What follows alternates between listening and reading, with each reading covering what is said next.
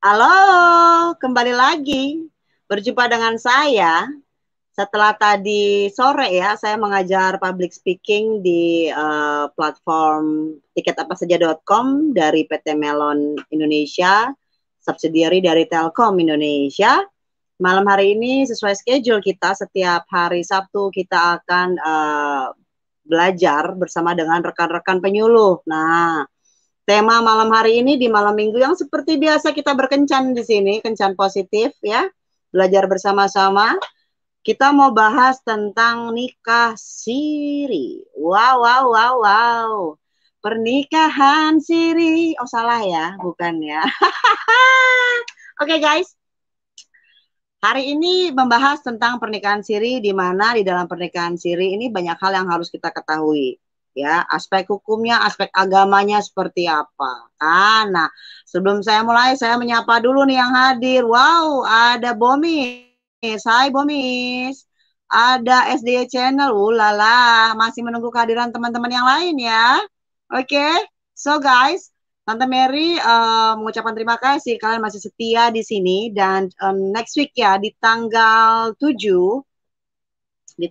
tuh ada event yang bagus banget. Uh, Bahkan kita mau menaikkan pejabat nih untuk membantu kita tentang edukasinya nih kayak apa. Oke. Nah, bahkan nanti akan ada door prize tapi next week not now. Jadi kalian harus setia di sini karena pertanyaan-pertanyaan di door prize itu akan berhubungan dengan konten-konten yang udah naik. Oke, ada Bang Yohan, hai Malaysia, penonton setia saya. Uh, Kalau kemarin dari BPHN yang di pusat, bersama dengan rekan-rekan penyuluh dari Kanwil Kemenkumham, malam hari ini kita datangan tamu spesial dari Kemenak juga nih, Kementerian Agama. Karena di Kemenak lah tempatnya, tanda kutip, gitu kan, peraturan-peraturan yang kita mesti tahu nih selain peraturan secara negara. Oke. Awal sekali Bang Bocah, wah Bang Bocah, Bomis mah bukan main. Bomis ini penonton setia saya nih. Oke. Woi Bang Igor, Bang Igor, saya tunggu oleh-olehnya. Dan rekan-rekan dari BPHN masih di Jember ya. Oke, hati-hati dalam perjalanan ya. Oke. Selamat malam Aris Bima dari penyuluh hukum Kanwil Kemenkumham DIY. Wih, Bang Aris ditunggu kapan naiknya. Ulala, oke. Tante Mary mau perkenalin dulu narasumbernya nih. Iya dong Bunda. Dipanggil Bunda. Emang kapan gua nikah sama Panda loh? Panda. Bunda sama Panda. Oh salah. Aduh Tante Mary tuh a bit hari ini exhausted banget. Capek tapi happy. Gimana kalau capek tapi happy? Ada yang tahu perasaannya kayak apa? Capek tapi happy. Wah, kayaknya puas banget. Oke. Nih, Tante Mary akan mengundang para narasumber dan memperkenalkan para narasumber ya. Luar biasa narasumber kita nih dari jauh. Dari Sulawesi Selatan. 2 orang dari Sulawesi Selatan dan 1 dari Jakarta. Capi dong. Capi. Capi itu kalau sinyalnya jelek tuh suaranya patah-patah, namanya capi. Bang Yohan kadang-kadang ya. Oke. So guys, ini adalah teman-teman kita, rekan penyuluh dari dari Kanwil Sulawesi Selatan Kemenkumham dan dari Kemenak. Oke, saya persilakan dulu dari Bu Erna untuk memperkenalkan diri. Silakan di-unmute.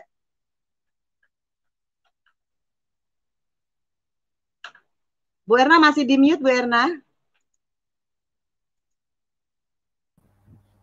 Assalamualaikum warahmatullahi wabarakatuh, Mbak Mary dan rekan-rekan yang lain.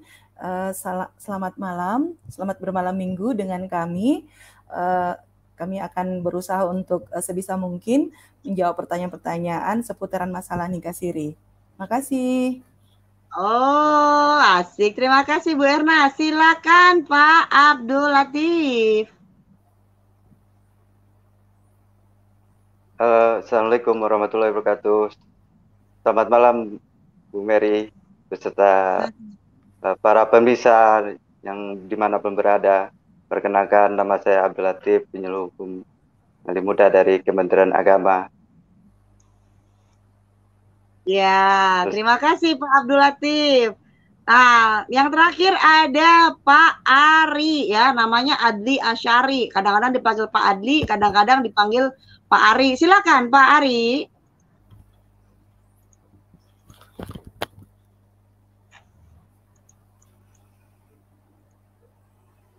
Pak Ari, masih di mute Pak Ari. Sorry. Ya, selamat malam. Assalamualaikum. Selamat malam semua rekan-rekan pemirsa channel Mbak Mary Kristuti. Malam ini kita akan live tentang edukasi pernikahan siri.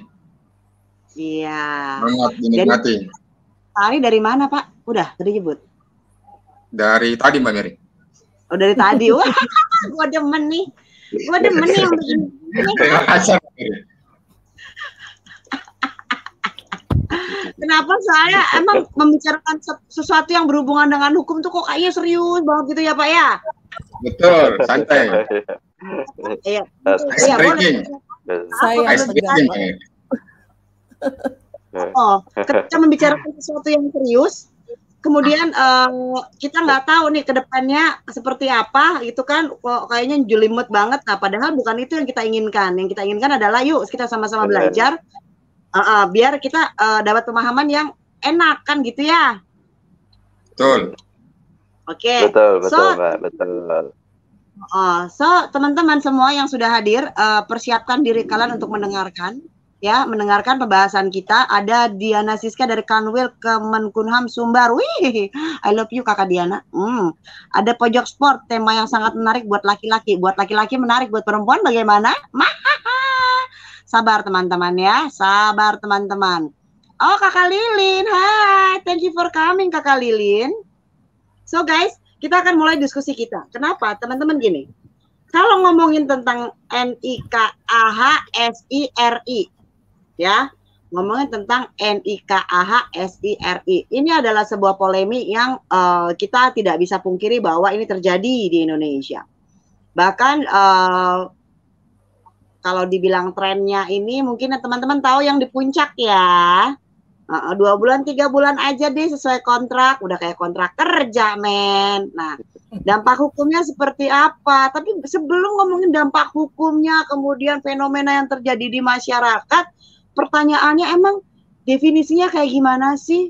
Yuk kita belajar dari awal. Definisinya dulu deh. Ini siapa yang mau nerangin tentang definisi pernikahan dan definisi nikah siri?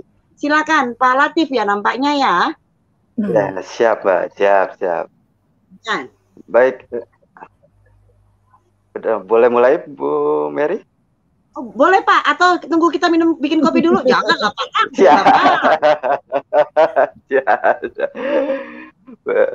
Sudah biar minum dulu, biar segar dulu Bu Mary. Baik, terima kasih Bu Mary tadi penyampaiannya terkait dengan fenomena terkait pernikahan siri ini. Sebelum ini saya akan menjelaskan terkait dengan definisi perkawinan. Yang perlu saya terkait dengan definisi ini bahwa sesuai dengan falsafah Pancasila, serta cita-cita untuk pembinaan hukum nasional, perlu adanya undang-undang tentang perkawinan yang berlaku bagi seluruh warga negara. Jadi hal ini berdasarkan ketentuan pasal 1 Undang-Undang Nomor 16 Tahun 2019 tentang perubahan atas Undang-Undang Nomor 1 Tahun 1974 tentang perkawinan. Yang berbunyi perkawinan adalah ikatan lahir batin antara seorang pria dengan seorang wanita. Sebagai suami istri, tujuannya membentuk keluarga yang bahagia dan kekal berdasarkan ketuhanan yang Maha Esa. Nah, hal ini juga perlu diperjelas, Bu, terkait dengan penjelasan pasal 1 Undang-Undang Perkawinan itu sendiri, yaitu yang menyebutkan bahwa sebagai negara yang berdasarkan Pancasila, di mana sila yang pertama ialah ketuhanan yang Maha Esa. Perkawinan mempunyai hubungan yang erat sekali dengan agama dan kerohanian. Bukan hanya kerohanian aja, tapi juga dengan jasmani dan rohaninya. Jadi hubungan antara peranan yang penting membentuk keluarga, yaitu bukan hanya dari segi terkait dengan aturan-aturan itu, dari segi sakinah, mawadah, warahmah, terus hubungan juga terkait dengan keluarga yang sejahtera, yang bahagia, pendidikan, serta hak dan kewajiban orang tua. Nah, di sini dari hal ini adalah mencakup terkait dengan adanya kompilasi hukum Islam. Itu kompilasi Islam sangat erat hubungan dengan peraturan perundang-undangan terkait dengan undang-undang perkawinan ini, yaitu di dalam Impres nomor 1 tahun 1991 tentang kompilasi hukum Islam, bahwa kita adalah sebagai warga negara kita adalah berdasarkan hukum, kita harus patuh dan taat kepada aturan hukum, itu aturan negara. Itu yang terkait dengan definisi perkawinan. Seperti itu Bu Mary. Oke, Bapak tadi menjelaskan definisi pernikahan apa perkawinan, Pak? Perkawinan. Perkawinan, kalau Mbak, perkawinan. Di undang-undang disebutnya kalau di undang-undang perkawinan, tapi kenapa bahasanya orang-orang nyebutnya nikah siri ya, bukan kawin siri ya? Enggak, undang-undang perkawinan, Pak. Terkait dengan undang perkawinan, bahwa terkait dengan sesuai dengan Pancasila ini, cita-cita untuk membina hukum nasional tentang perkawinan perlu bagi semua warga negara. Jadi ketentuan ini terkait dengan ketentuan pasal 1, Mbak. Pasal 1 yaitu yang berbunyi perkawinan adalah ikatan lahir batin antara seorang pria dan seorang wanita sebagai suami istri, tujuan membentuk keluarga yang bahagia dan kekal berdasarkan ketuhanan yang Maha Esa. Itu, Mbak. Iya. Nah, teman-teman, artinya apa? Kalau kita selama ini menyebutnya pernikahan siri, sebenarnya di undang-undang sebutannya perkawinan siri ya. Perkawinan atau perkawinan siri ya. Ini ya, definisi kan? dari ya. Betul, ya, Mbak. Ini definisi yang mungkin kita awamnya seperti apa gitu ya, Pak ya. Nah, betul. Ya, ini Pak Latif sudah menjelaskan tentang undang-undangnya, teman-teman. Ini semoga nggak berisik-berisik ya, teman-teman penonton, karena hujannya lebat sekali di sini. Aman ya? Oke. Nah, ini Pak ada Habib nih. Habib udah bertanya, "Wih, Habib keren banget, langsung jumping nih, loncat." Nah, nanti kita jawab ya, Habib ya. Bersabar ya. Oke. Lalu sekarang saya juga mau tanya nih, kalau definisi perkawinan seperti itu, apakah ada definisi perkawinan siri? Perkawinan siri ya, karena kita tadi bahasa undang-undang ngomongnya perkawinan. Nah, apakah ada definisi perkawinan siri ini, Pak? Baik, kalau definisi nikah siri ini terdiri dari dua, yaitu nikah dan siri. Kalau siri ini kata dari bahasa Arab itu sirun, yaitu berupa rahasia. Dia tidak diketahui secara layak orang banyak, hanya bersifat diam, hanya terkait dengan yang dihadiri oleh keluarganya saja. Kalau nikah ini kan diketahui oleh layaknya orang banyak, secara terang-terangan nikah siri ini. Kedua, nikah siri ini tidak tercatat di negara, tapi secara agama dia sah, tapi memenuhi rukun-rukun syarat syariat hukum Islam. Gitu, terus dia tidak tercatat di KUA dan tidak diakui oleh negara dan tidak tercatat di KUA itu sendiri, dalam arti di negara. Oke, berarti memang, tidak tercatat di KUA, tidak tercatat di negara ya? Ya, betul. Berarti kalau namanya nggak tercatat, nggak terdaftar, berarti kan apa nih? Dia kalau tidak tercatat dan tidak terdaftar di negara, itu dia tidak adanya kepastian hukum. Kedua, tidak adanya perlindungan hukum, karena dia tidak adanya tuntutan hukum. Karena memang kalau nikah siri ini adalah nikah yang tidak diakui oleh negara. Nah, hukum nikah siri ini di Indonesia ini, Bu Mary, hukum nikah siri ini di Indonesia ini, hukum pernikahan itu diatur dengan ketentuan pasal 2 ayat 1 dan ayat 2. Undang-Undang nomor 16 tahun 2019 tentang perubahan Undang-Undang nomor 1 tahun 1974 tentang perkawinan. itu yang berbunyi di ayat 1, perkawinan adalah sah apabila dilakukan menurut hukum masing-masing agamanya dan kepercayaannya itu. Yang kedua, tiap-tiap perkawinan dicatat menurut perundang-undangan yang berlaku. Nah, kedua pasal ini harus dipahami sebagai satu kesatuan yang tidak dapat dipisahkan. Artinya, pernikahan dilakukan secara sah menurut agama, serta tidak boleh terpisahkan dengan perintah catatan perkawinan yang diatur oleh negara. Memang banyak terkait dengan nikah sini ada banyak pro dan kontranya, Bu Mary ya. Karena nikah sini tidak dilarang, bisa dilakukan asal dengan maksud tertentu, serta mematuhi syarat dan rukun menikah dalam Islam. Ada pula yang memandang bahwa nikah siri itu dilarang karena mudaratnya lebih banyak. Nah, itu dari terkait dengan adanya nikah siri ini. Perlu juga pencatatan nikah ini juga harus dicatat oleh negara, karena harus diakui. Kalau dia dicatat di negara, nah itu dia diatur dan mendapatkan kepastian hukum, ketertiban hukum dan perlindungan hukum. Bu Mary. Hal ini juga dimasukkan dalam kompilasi hukum Islam. Dia pasal 5 ayat 1 menyatakan agar terjaminnya ketertiban perkawinan bagi masyarakat, dan setiap perkawinan harus dicatat. Ini kompilasi hukum Islam mengatakan itu harus dicatat. Jadi nikah siri ini kan tidak dicatat, tapi sah secara agama, lebih baiknya menghindar dari pernikahan siri itu. Itu Bu Mary.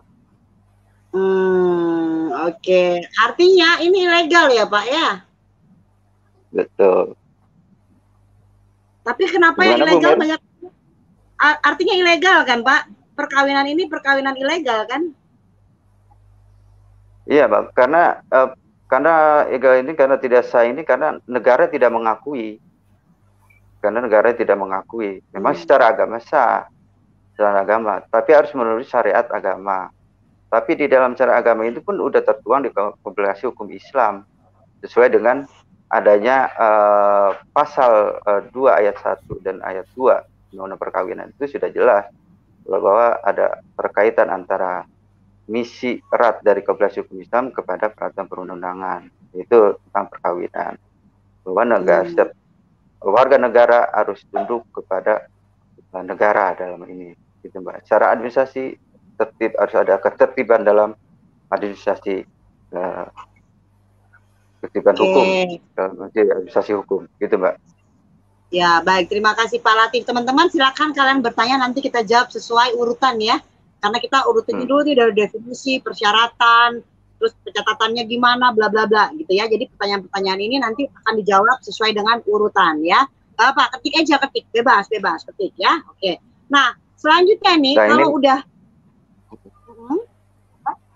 iya Mbak, silakan. Oke. Selanjutnya kita udah tahu definisi, berarti kita boleh tahu nggak Pak persyaratannya Pak? Persyaratan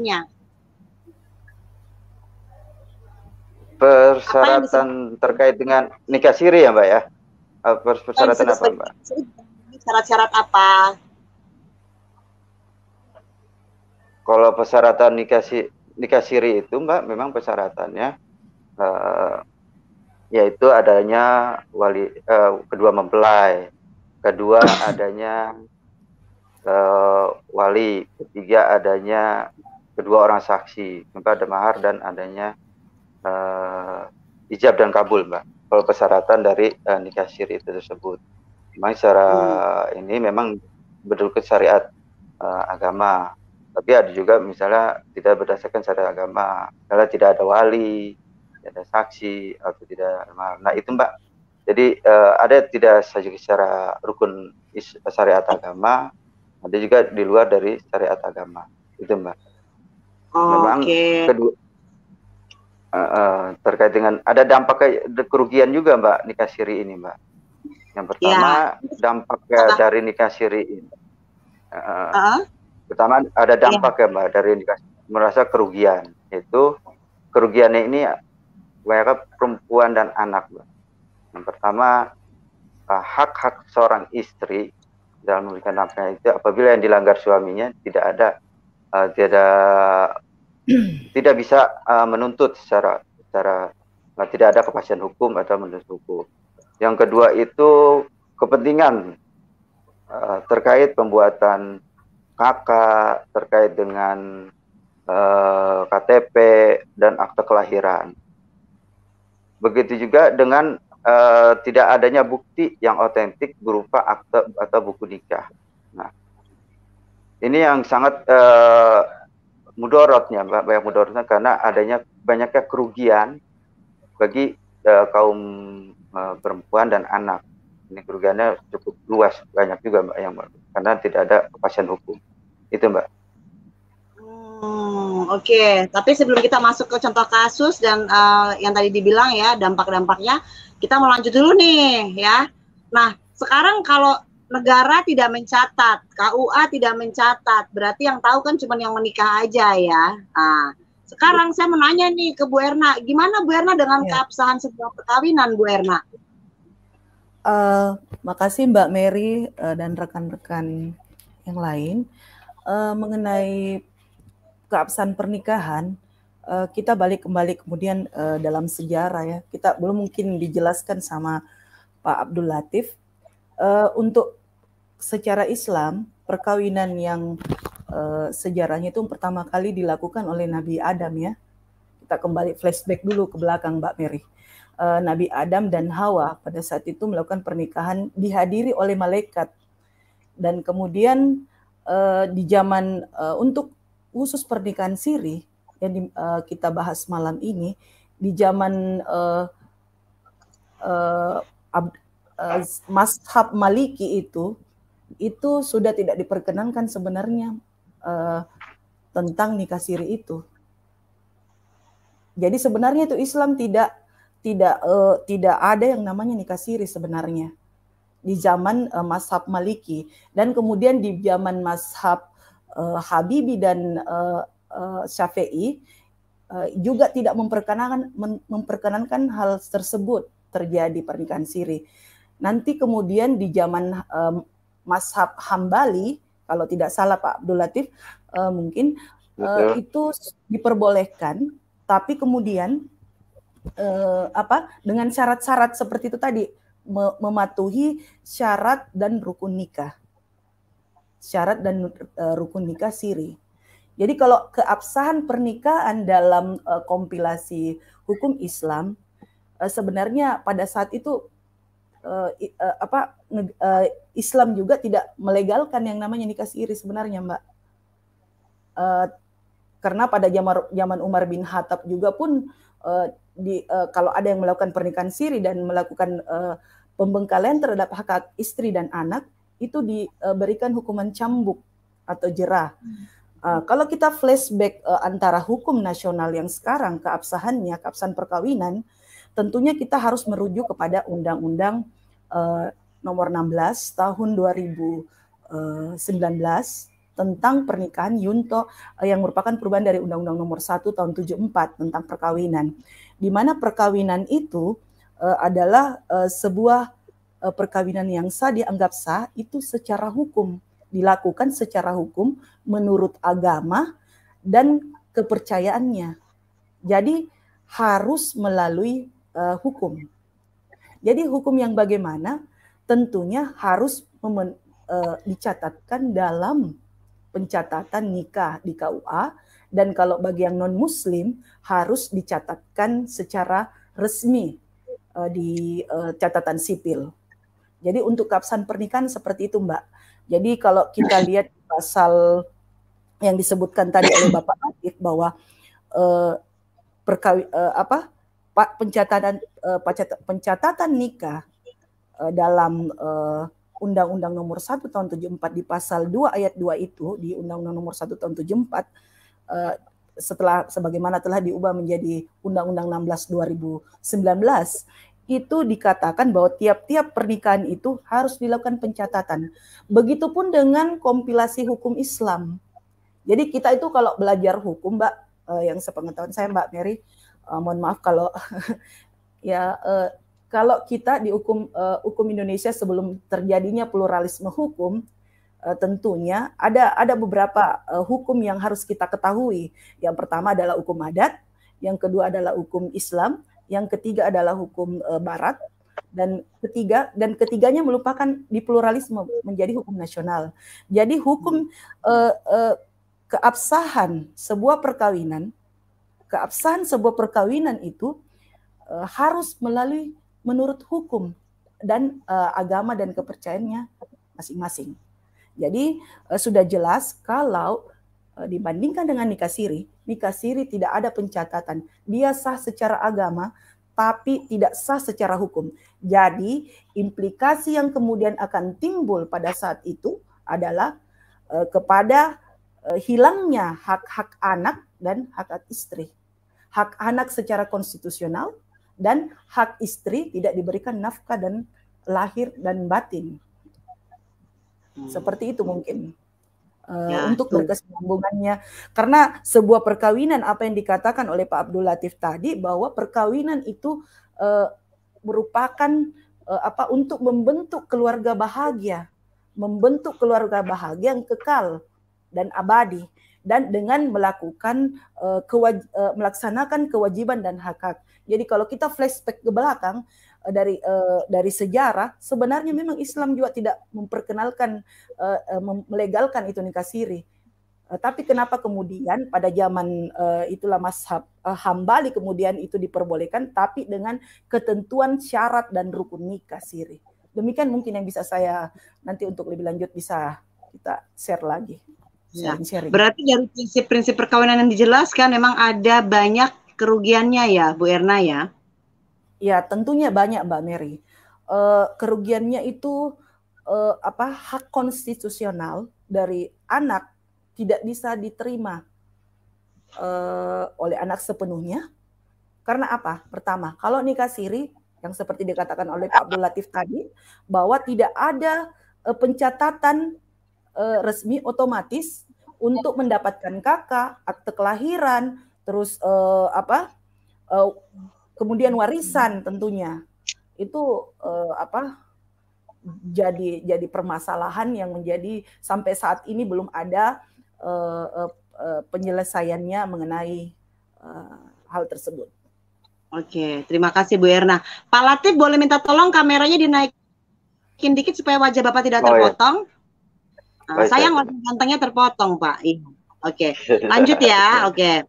Nah, kalau tadi kita udah bahas definisi, udah bahas persyaratan, udah bahas pencatatan, udah bahas keabsahan dan prinsip ya, prinsip-prinsip ya. Nah, ini ada pertanyaan nih. Saya baca komennya Bang Yohan ya, Bang Yohan. Nanti kita bahas itu Bang Yohan ya. Makasih ya Habib ya, kita bahas juga itu nanti poligami. Nah, mengapa ada kecenderungan nih Pak? Maaf, Pak Ari mungkin bisa bantu saya Pak Ari. Maaf nih. Mengapa ada kecenderungan pembiaran sih dari pemerintah, Pak? Terutama setempat, ya, terhadap nikah siri. Sudah jelas, tadi bikin akte susah. Bikin kakak nggak pakai nama bapak, bikin akte nggak ada nama bapak, akte nggak ada nama bapak, kakak ikut kakak awal ya, kakaknya ibu ya kan. Nah, terus sekarang berarti kan nih anak dan sang ibu, secara saya menangkapnya sebagai orang awam adalah akan menjadi pribadi yang mandiri, di mana memang ada darah sang ayah, namun ayahnya bisa saja tidak bertanggung jawab, ya kan? Akhirnya dia harus berdiri secara mandiri, ibu dan anak ini, gitu kan? Nah, kecenderungan ini kenapa dibiarkan kalau efeknya masif gitu loh, Pak? Artinya jangka panjang, sekolahnya susah, kemudian nanti nggak dapat warisan, gitu kan? Nah, seperti apa, Pak? Boleh diceritakan, Pak Ari? Baik, Mbak Mary. Kalau menurut pendapat saya pribadi sih, sebenarnya kalau pemerintah lalai dalam hal ini juga kurang setuju ya saya. Karena payung hukum untuk nikah siri ini sebenarnya sudah sangat komprehensif, sudah sangat lengkap. Ada mulai dari Undang-Undang Nomor 1 Tahun 74 yang diperbarui menjadi Undang-Undang 16 Tahun 2019, dan juga ada beberapa pasal di KUHP yang bisa menjerat pelaku nikah siri itu. seperti contoh referensi kasus nikah siri yang ada di Solok ya. Kalau teman-teman pernah tahu bahwa pelaku pasangan dua nikah siri ini itu dijerat dengan pasal 65 ayat 1 KWP dikarenakan ia melakukan perzinahan karena status si suami yang melakukan nikah siri ini masih beristri, dan itu secara hukum jelas melanggar. Jadi bahwa kita juga pernah ingat kasus yang pernah tren ya, yang Mbak Mary juga dan teman-teman pernah tahu, yaitu yang di kasus Sepuji ya, tahun 2010 tersebut, yang di akhirnya Sepuji ini divonis 4 tahun penjara dan denda 60 juta oleh Hakim Pengadilan Negeri Semarang pada saat itu.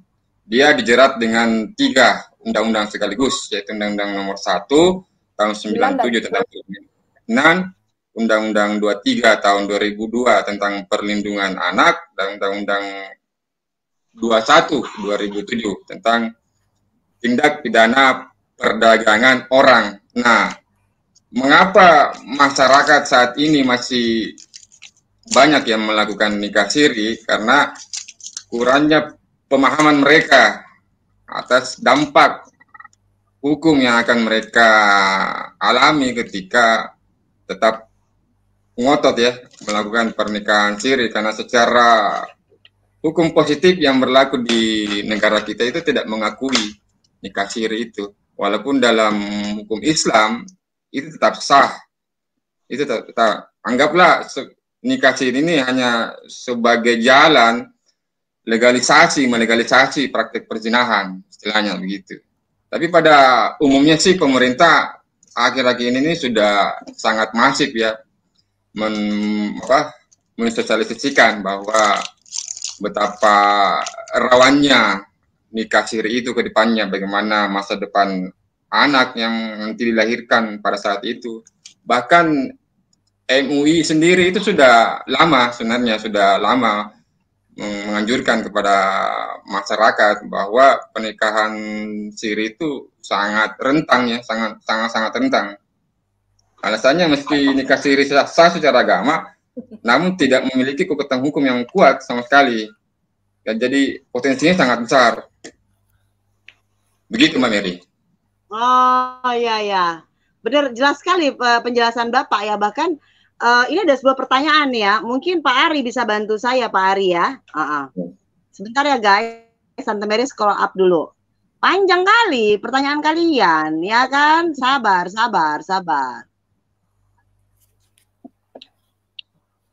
Pak Ari mungkin bisa bantu saya. Kebaca nggak di komen yang saya pin? Ya, betul. Ya, silakan Pak Ari, dikomentari pertanyaan dari Habib Abdurrahman Alatos. Bisa. Kalau pertanyaannya apakah pasal 279 KWP itu bisa. Memang aturan hukumnya memang seperti itu. Karena saya melihatnya bahwa begini, sebenarnya yang banyak ada beberapa pasal yang bisa kena ya, selain pasal 279 ini, karena buktinya beberapa pelaku nikah siri pun dijerat dengan beberapa pasal dari undang-undang yang berkaitan ya. Seperti itu. Jadi bahwa bisa dikenakan hukuman penjara 5 tahun. Berdasarkan pasal 284 pun itu bisa mereka kena juga. Jadi intinya di sini bahwa pelaku nikah siri itu bisa dipidanakan jika ada delik laporan. Artinya delik laporan ada yang dirugikan. Katakanlah yang selama ini yang dirugikan itu pihak perempuan, karena biasanya kalau dari data statistik itu pelaku nikah siri itu biasanya kebanyakan dari pihak laki-laki yang mereka sudah mempunyai istri tapi mereka tidak diizinkan untuk berpoligami. Maka jalan alternatifnya mereka nikah kucing-kucingan, nikah rahasia nikah siri, karena nikah siri kan pengertiannya juga relevan dengan nikah secara rahasia. Jadi artinya pelaku nikah siri bisa dipidanakan sepanjang ada delik, laporan, ada korban yang dirugikan, baik dari pihak laki-laki maupun pihak perempuan. Tapi kalau sepanjang pengetahuan saya sih kebanyakan pihak yang menjadi korbannya adalah perempuan, istri sah dari pengantin pria ini sebenarnya. Begitu Pak Habib Abdurrahman. Nah, sedikit baca ya, bahwa nih kalau ngomongin angka pernikahan gitu ya, ternyata angka pernikahan yang siri ini kebanyakan motifnya adalah menghindari perzinahan katanya, ya. Kemudian juga ada faktor ekonomi di mana orang tua menjodohkan anaknya supaya, kapan lagi kamu mau sama dia, tapi kan ujung-ujungnya kalau nggak terdaftar gimana bisa dapat haknya, apalagi hak waris ya kan, namanya aja nggak tercatat sebagai anak gitu ya. Nah teman-teman, sebelum kita lanjut ada pertanyaan konyol nih, maaf ya Tante Mary Pin, Pak Adli ditanya, Pak Adli sama penonton Tante Mary, silakan dijawab Pak Adli. Waduh, saya nggak.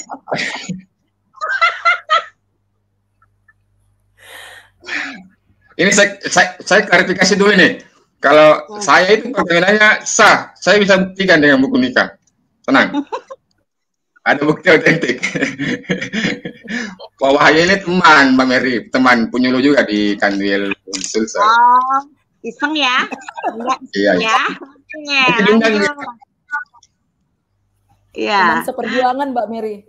Oh, siap. Teman nikah siri. Oke, Bang Hasyan, terima kasih ya. Itu tadi kita sering dengar katanya nikah siri gitu ya, sedangkan bahasa Indonesia atau di undang-undang namanya kawin kan. Oke, terima kasih klarifikasinya. Oke, ya pojok sport, nikah dan kawin sama aja. Yang nikah bahasa Arab, kawin bahasa Indonesia. Ya, berarti harusnya definisinya ya. Oke. Nah, nih Mas Aris Bima. Anak hasil pernikahan siri dan diakui oleh bapak biologisnya, apakah mendapatkan hak waris dari bapak biologisnya menurut hukum waris Islam? Ada yang bisa jawab? Silakan.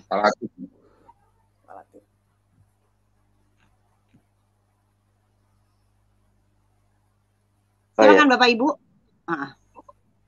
Baik, Mbak, terima kasih. Kalau dari mendapat hak waris dari bapak biologisnya menurut hukum waris Islam.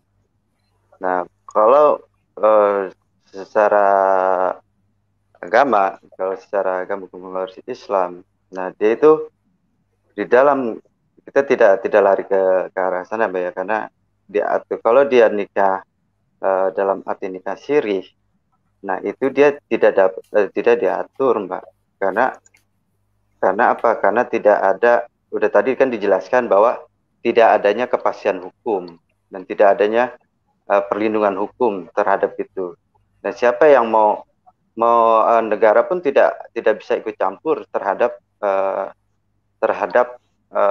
hak waris, karena di dalam hukum Islam belum mengatakan bahwa itu semuanya harus dicatat. Kalau dia tercatat, dia dapat hak warisnya Mbak. Tapi kalau dia tidak tercatat, dia tidak dapat hak warisnya. Karena harus dibuktikan. Walaupun diakui oleh bapak biologis. Ini Mbak, ini terkait dengan ini, kalau terkait dengan ngasih ini terkait dengan pasal 43 Mbak. Pasal 43 Undang-Undang Perkawinan. Di sini saya akan bacakan ya Mbak ya. Karena itu pasal 43 ayat 1 Undang Perkawinan menyebutkan anak yang dilahirkan di luar perkawinan hanya mempunyai hubungan perdata dengan ibunya dan keluarga ibunya.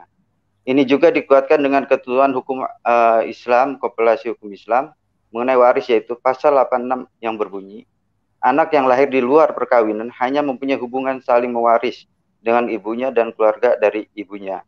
Oleh karena itu dia hanya mewarisi dari ibunya saja. Itu Mbak, itu dari kompilasi hukum Islam. Yang kedua, memang ada uji materi Mbak terhadap pasal 43 ayat 1 itu di Mahkamah Konstitusi dengan perkara nomor 46 PUU garing 18 garing 2010 menguji pasal 43 ayat 1 Undang-Undang Perkawinan. Nah, di sini menyebutkan bahwa anak yang dilahirkan di luar perkawinan mempunyai hubungan antara perdata dengan ibunya dan keluarga ibunya serta dengan laki-laki sebagai ayahnya yang dapat dibuktikan berdasarkan ilmu pengetahuan dan teknologi dan atau alat bukti lainnya menurut hukum mempunyai hubungan darah termasuk hubungan perdata dengan keluarga ayahnya. Ini putusan dari Mahkamah Konstitusi, Mbak. Jadi ada hubungan dia antara ibunya aja secara perdata, tapi kalau dia hubungan ahli kepada suami ya ini dia harus dibuktikan dengan pengetahuan dan tes DNA-nya itu, Mbak. Gitu, Mbak. Oke, berarti menjawab pertanyaan Pak Aris Bima, apakah mendingan pernikahan sirinya itu disahkan dulu, didaftarkan ke negara supaya bisa mendapatkan hak waris, begitukah Pak? Oh iya, betul, Mbak. Jadi dia kalau dia ingin mendapatkan hak waris dari biologis itu dia harus ada namanya isbat nikah, Mbak. Ya, isbat nikah dan perceraian kepada pengadilan agama. Nah itu, prosesnya itu dia harus mengajukan pengadilan agama itu, dia harus meminta surat keterangan dulu, Mbak. Keterangan kepada kelurahan atau desa bahwa dia telah melakukan pernikahan di domisilinya kelurahan setempat. Yang kedua, ada surat keterangan kepala KUA gitu, yang mengatakan dia tidak pernah tercatat pernikahan itu, baru dia mengajukan isbat nikah kepada pengadilan agama. Itu, Mbak. Nah, artinya pertanyaan Pak Aris Bima terjawab ya, jika diproses atau proses untuk isbat nikahnya dilaksanakan ya, sehingga bisa mendapatkan hak waris ya. Begitu ya Pak Ari ya? Betul, Mbak, betul. Mbak Mary, bisa saya tambahkan? Silakan Bu Erna. Ya, kalau mengenai kedudukan anak dari pernikahan siri dan diakui oleh bapak biologisnya, ini sama persis dengan kasus yang dialami oleh mantan Macica Muchtar ya. Jadi pada saat itu Macica Muchtar melayangkan surat uji materil ke Mahkamah Konstitusi untuk menguji pasal 43 ayat 1 mengenai kedudukan anak. Jadi di pasal 43 yang seperti yang dijelaskan oleh Pak Latif tadi, bahwa anak yang dilahirkan di luar perkawinan hanya mempunyai hak perdata dari ibunya dan keluarga ibunya tentunya. Terus kemudian di pasal 863 sampai 873 Kitab Undang Hukum Perdata itu, kalau tadi di pasal 443 ayat 1 di Undang-Undang Perkawinan, tapi ini kita lihat lagi di pasal 863, 873 KUH Perdata. Jadi normatifnya dia mengatakan bahwa berhak mendapatkan sama persis, berhak mendapatkan warisan dari ayahnya untuk anak luar kawin yang diakui oleh ayahnya, atau anak luar kawin yang pada saat itu, pada waktu berlangsungnya perkawinan antara kedua orang tuanya itu disahkan. Jadi ini ada lex spesialis dan ada lex generali. Jadi ada peraturan yang khusus, yang spesifik dengan peraturan yang umum. Jadi di sini di pasal 43 ayat 1 itu, kalau kita bedah pasalnya, itu mengatakan bahwa dia bisa hanya tidak mendapatkan pewarisan kalau di pasal KUH Perdata. Tapi kalau di pasal 863 sampai 873 KUH Perdata, dia bisa diberikan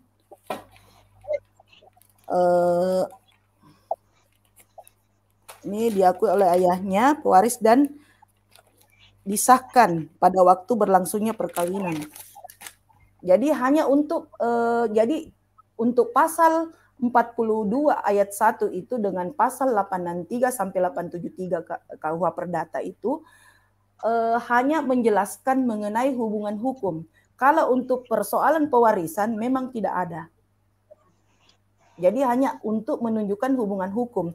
Jadi kalau sudah ada hubungan hukum yang tercipta antara dan diakui oleh melalui ilmu dan teknologi tersebut, tanpa merugikan pihak istri pertama, Mbak, sebagai ahli waris. Jadi karena mereka itu pernikahan siri itu sudah dianggap tidak ada oleh hukum, tidak pernah ada oleh negara. Jadi pewarisannya itu tidak, kecuali memang bisa melalui jalur mediasi kekeluargaan. Biasanya seperti itu. Jadi hal ini mungkin yang dilakukan oleh Mak Cica Mukhtar sama Mbak Popi Darsono untuk melalui secara kekeluargaan saja tanpa melalui pengadilan. Jadi bisa dilakukan pemberian hak waris itu tapi secara kekeluargaan, tapi tidak secara hukum, karena hukum Indonesia tidak melegalkan nikah siri dan tidak ada pencatatan nikah, tapi secara kekeluargaan boleh dimungkinkan untuk hal itu. Oke, baik, terima kasih Bu Erna. Sebuah fenomena, teman-teman penonton ya, sebuah fenomena adalah ketika hukum negara menyatakan umur berapa boleh menikah. Hukum negara 19 tahun ya, Bapak Ibu ya? Kalau di hukum negara, kita itu sudah mencatatkan umur yang dianggap dewasa itu 21 tahun, Mbak. Oke, berarti kalau di bawah 21 tahun menikah gimana? Kitab Baherlik Wetboek Perdata itu di WBK itu menjelaskan bahwa dianggap cakap menurut hukum itu umur 21 tahun.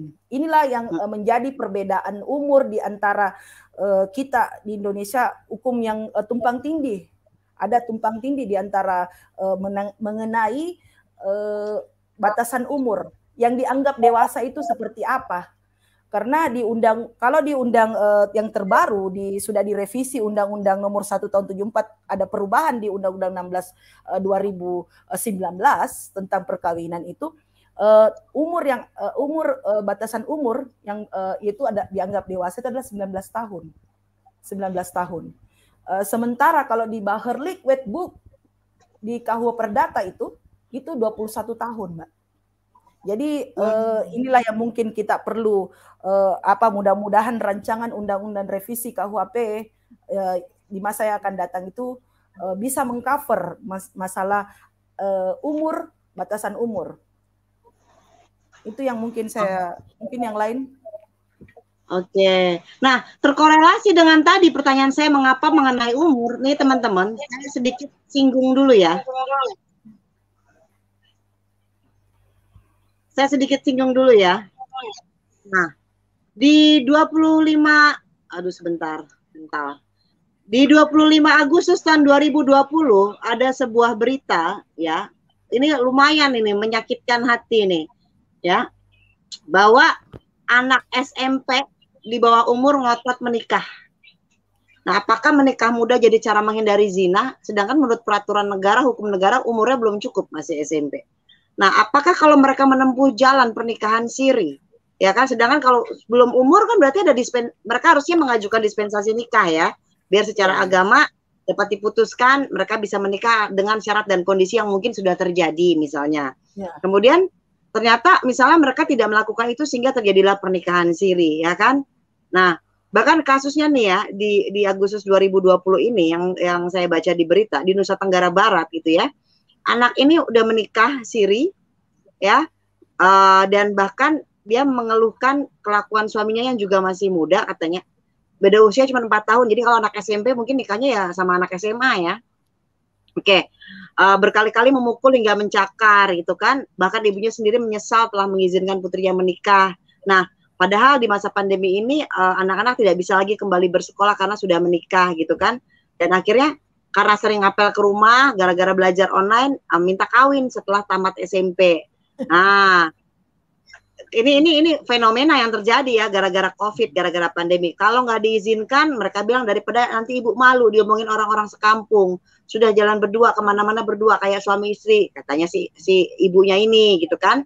Akhirnya direstuilah nikah dan digelar secara agama, disaksikan bersama orang-orang, tapi kan nggak bisa didaftarin, ya. Apalagi ternyata suaminya ini mendapat pekerjaan informal dengan penghasilan di bawah upah minimum provinsi. Bahkan di NTB saja selama pandemi COVID di Agustus tahun lalu itu sudah terjadi 500 perkawinan anak yang terjadi. Sehingga ini menjadi sebuah fenomena, ya kan? Menjadi sebuah fenomena di mana sesuatu yang negara berusaha untuk mencegah namun terjadi. Bahkan guys, saya baca di websitenya Kanwil Kemenak Kalimantan Selatan, bila batasan usia menikah yang pertama kali adalah 19 tahun ke bawah, ada sebanyak 20 provinsi yang angkanya berada di atas rata-rata nasional. Artinya, contoh, Provinsi Kalimantan Selatan menempati urutan kedua dengan 33,68%, di bawah Sulawesi Barat dengan 34,22%, lalu ada Kalimantan Tengah dengan 33,56%, dan Sulawesi Tengah dengan 31,91%. Ini adalah angka pernikahan dini, ya, angka pernikahan dini yang terjadi. Di Kalimantan Selatan konsisten loh guys, juara 3 tahun terakhir berada di peringkat paling atas tentang pernikahan dini. Artinya pernikahan di bawah umur. Can you imagine fenomena ini guys? Oke, kita lanjut ya. Silakan dijawab pertanyaan dari Habib.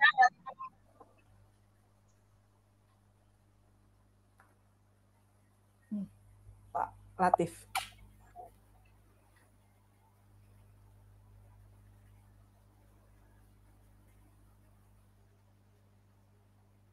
Pak Latif mungkin bisa jawab nih.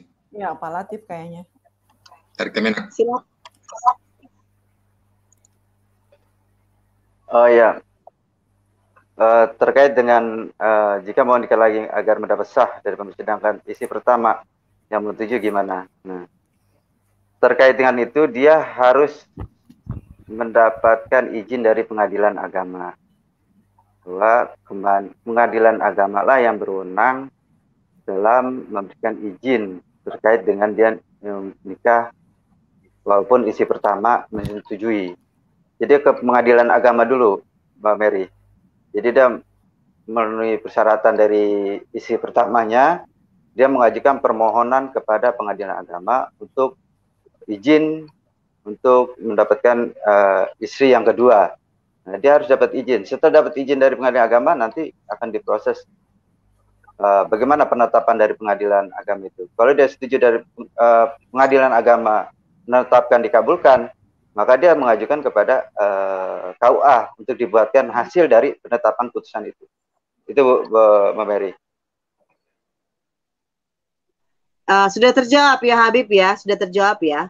Nah, lucunya lagi nih, ya, lucunya lagi, kalau banyak orang tua yang merasa atau mengglorifikasikan definisi perkawinan, ya, di media sosial digembar-gemborkan bahwa menikah itu penuh bahagia.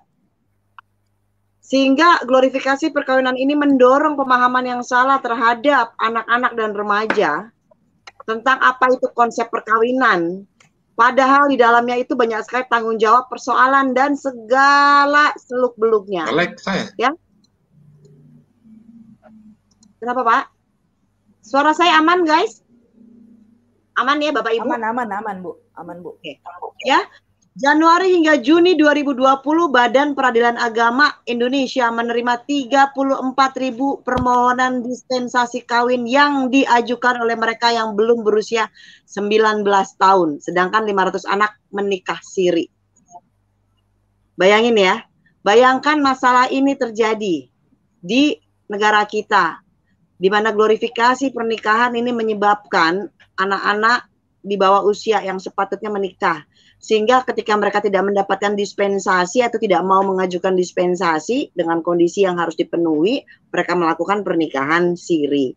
Sedangkan dampaknya kita tahu pernikahan siri tidak menjamin status hukum dari anak yang akan dilahirkan. Oke? Lalu, bagaimana tentang putusan MK nih yang mengakui anak biologis dapat menjadi pewaris? Tadi mungkin sudah dijawab atau belum? Berna, mungkin dijawab tadi. Iya. Ya, tadi Bapak Latif juga sudah coba menjelaskan mengenai putusan MK MK tahun 2010 ya Pak, tentang bahwa anak yang berada di luar nikah siri, anak dari hasil perkawinan siri hanya mendapatkan hubungan keperdataan dari ibunya dan keluarga ibunya. Tapi setelah adanya putusan MK di tahun 2010 dikatakan bahwa ditambahkan di situ bahwa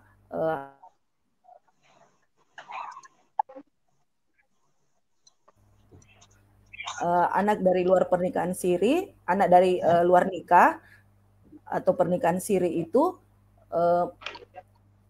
dapat diakui secara biologis oleh ayahnya, tapi harus melalui ilmu pengetahuan dan teknologi. Itu tadi melalui tes DNA. Apakah dapat mewaris atau tidak, itu tadi saya jelaskan. Dalam hukum negara itu tidak ada istilah orang yang anak yang dilahirkan dalam pernikahan siri mendapatkan pewarisan. Di dalam hukum Islam pun tadi dijelaskan oleh Pak Abdul Latif itu tidak ada dikenal seperti itu. Namun salah satu hal yang ditempuh mungkin bisa dengan jalan kekeluargaan. Jadi perlu ada mediasi antara pihak keluarga istri pertama mungkin dengan istri kedua. Jadi itu yang mungkin yang bisa kita lakukan secara persuasif, secara pendekatan. Kira-kira mungkin itu yang bisa saya jelaskan. Oke. Saya tambahkan sedikit Mbak Mary terhadap keterangan tadi Bu Erni bahwa ada fatwa dari Majelis Ulama itu tanggal 10 Maret 2012 yang menyatakan bahwa anak siri tersebut hanya berhak atas wasiat wajibah. Jadi dia bukan wasiat wajibah. Wasiat wajibah. Jadi dia tidak bentuk waris tapi berbentuk wasiat, Mbak, dari ayah biologis itu tersebut. Yang tadi apa yang dijelaskan dari Bu Erna. Itu Mbak, saya hanya menambahkan. Terima kasih. Baik, terima kasih. Nah, ini ada pertanyaan dari Bomis nih. Kalau nikah siri itu ilegal, kenapa sih nggak dibikin aja aturan yang lebih tegas biar orang-orang nggak lakuin nikah siri, apalagi cuma buat main-main aja? Pertanyaannya dalam. Iya, tapi Mbak. Apakah ya silakan Bu Erna. Mbak, kalau sekarang ada kemajuan sedikit dengan rancangan undang-undang Kitab Undang Hukum, rancangan undang-undang itu sudah sudah diberikan tindakan tegas bagi pelaku nikah siri yang tidak memperoleh izin dari istri pertama. Itu di kalau nggak salah tadi pasal 143 di rancangan undang-undang KUHP yang terbaru, Mbak.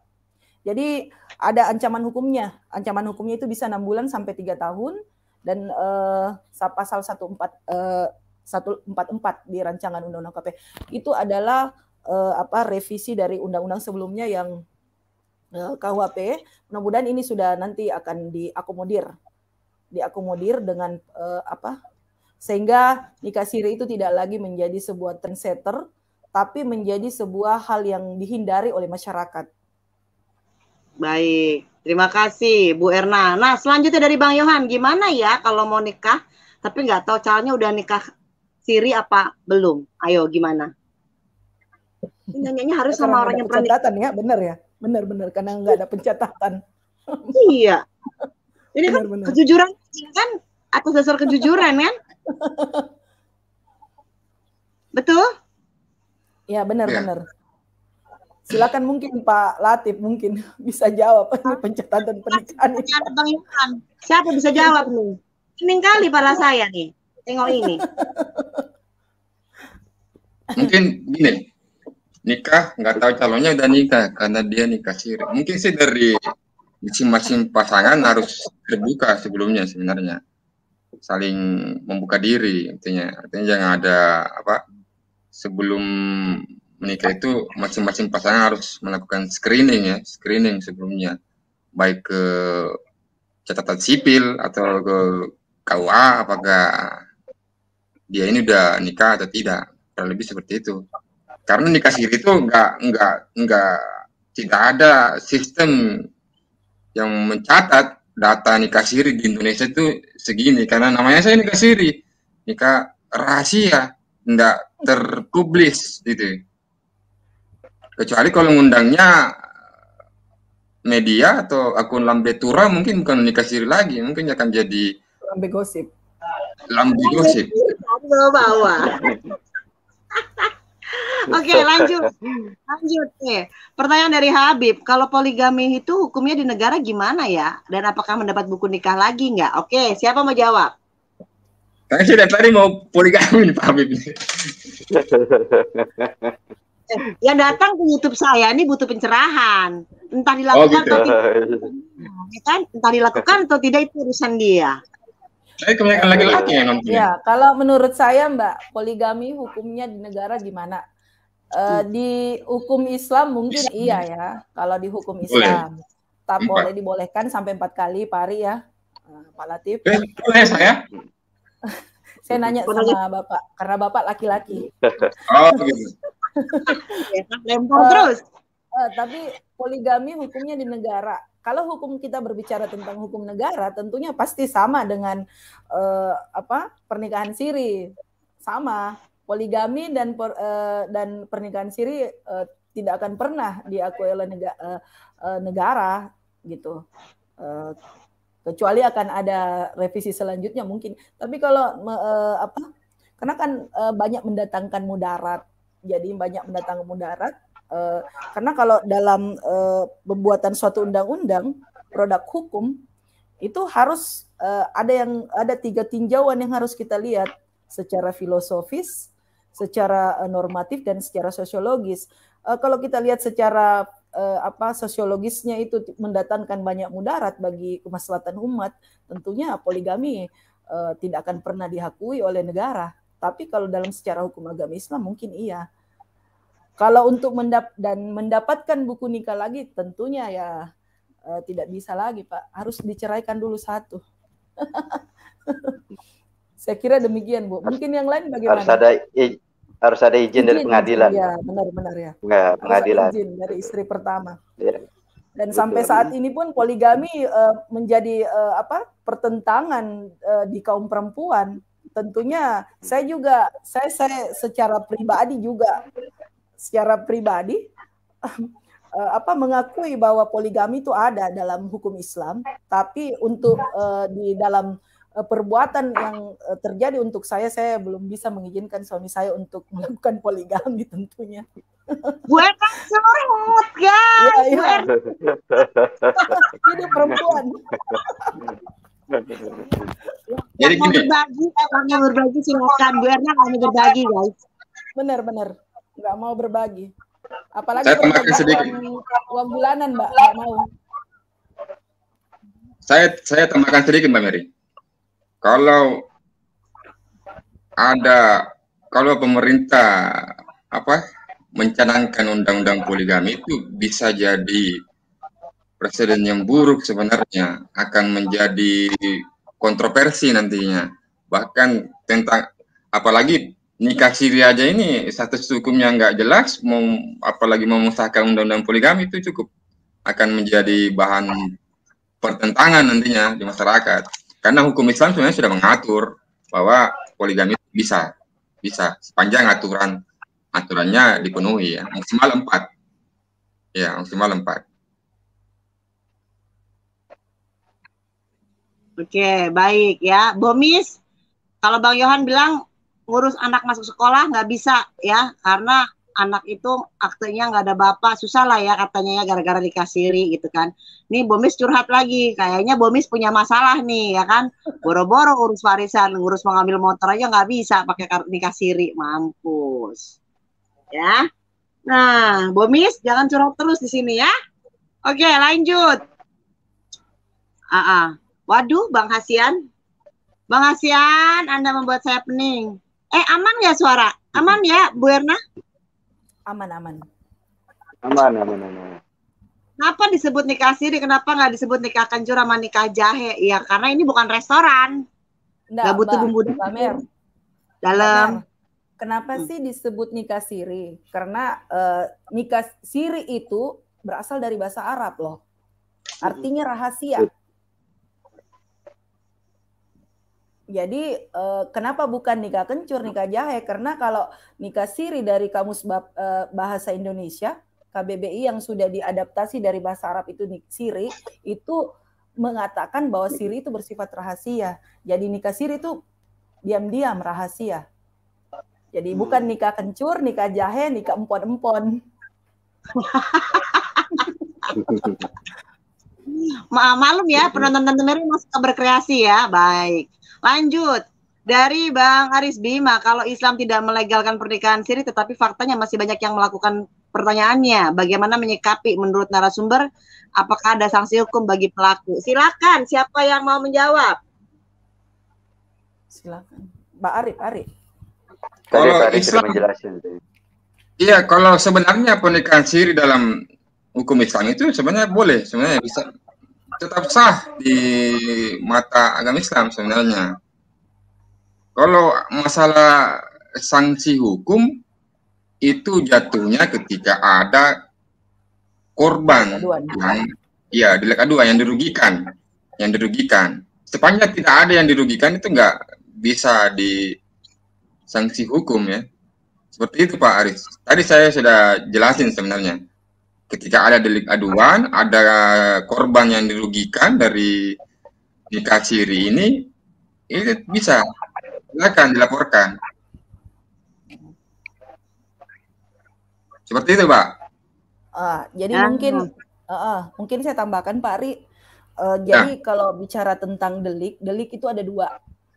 Ada delik biasa dengan delik aduan gitu. Jadi delik biasa itu ya seperti kayak pemerkosaan, pencurian.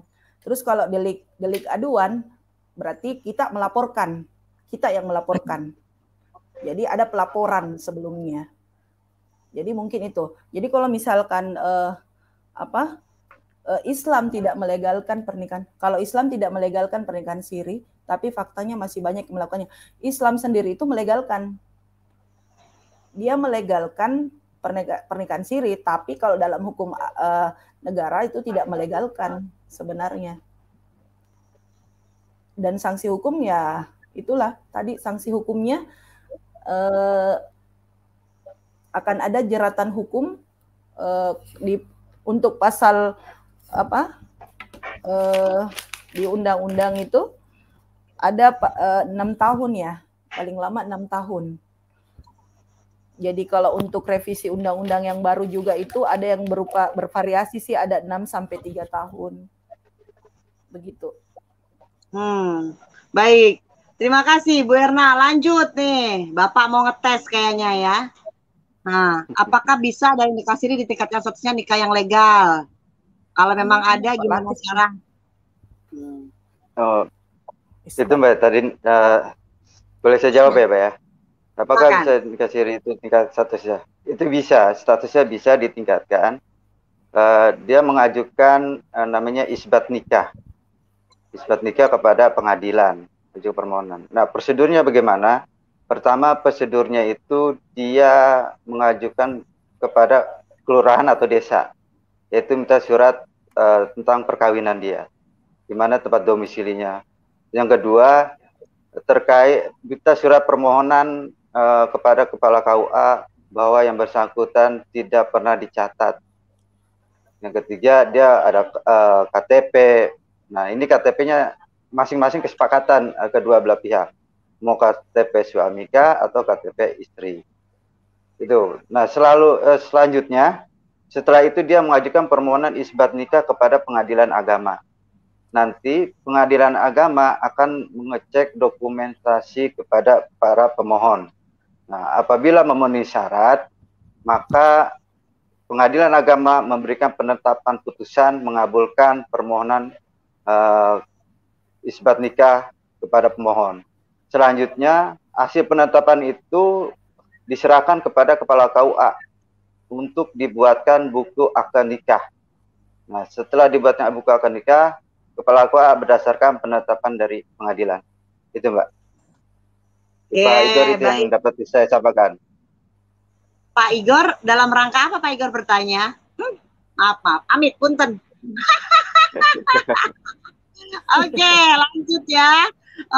Lanjut ya. Nih, jika dapat izin dari istri pertama untuk poligami, gimana agar sah dalam jawab?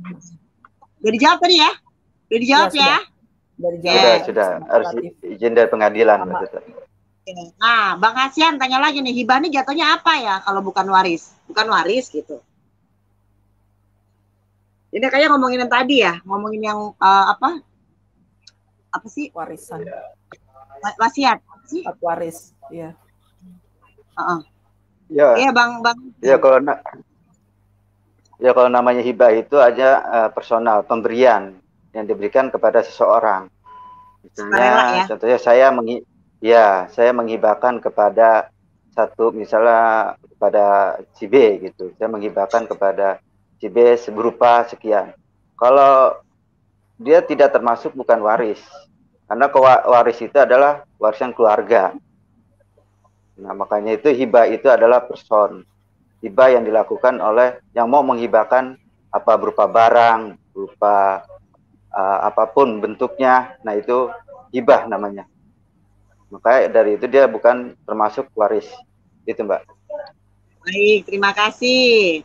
Nah, selanjutnya, selamat datang dari Kanwil Jatim, Pak Nur Effendi. Nah, Pak Syafril, marakah nikah siri karena prosedur dan biaya pernikahan resmi yang ribet dan mahal. Bagaimana jika negara menggratiskan biaya pernikahan di KUA, terutama bagi kalangan yang nggak mampu? Perasaan saya sering dengar nikah gratis deh. Ada. Ya, ada. Ini, Mbak. Emang jadi sebentar, gini, Pak, Mbak. Pak? Biaya ini berapa? 600. Gini, Mbak, kalau di PP 48 2014 itu, kalau dia menikah di kantor pada jam kerja itu gratis, Mbak. Tuh, Pak Dia Syafril. nikah di kantor gratis. Tapi kalau dia nikah di rumah, itu dikenakan biaya 600.000. Tapi bukan untuk yang nikahkan penghulu, tapi dimasukkan kepada negara. Gitu, Mbak. Jadi kalau dia nikah di kantor, gratis, 0%. Tapi menikahnya di jam kantor. Tapi kalau dia menikah di rumah, dia dikenakan biaya 600.000, tapi bayarnya kepada negara. Itu, Mbak. Ya. Berdasarkan PP 48 2014. Oke, baik. Terima kasih pencerahannya, Pak Latif. Dan dalam hal ini, Pak Syafril, 600.000 ya, seandainya manggil ke rumah, kalau datang ke kantor gratis, sebenarnya nggak ada alasan bilang prosedurnya nikah dan biayanya berat ya. Sebenarnya ya orang gratis kan tinggal datang ya, Pak ya. Betul, tinggal datang ke kantor KUA pada jam kantor. Nah, daripada nih Pak, nikah siri, pakai penghulu jadi-jadian. Penghulu jadi-jadian. Nah, lanjutnya ntar nggak bisa ngurus akte, anak susah, nggak dapat hak waris, pening kepala Barbie ya Pak ya.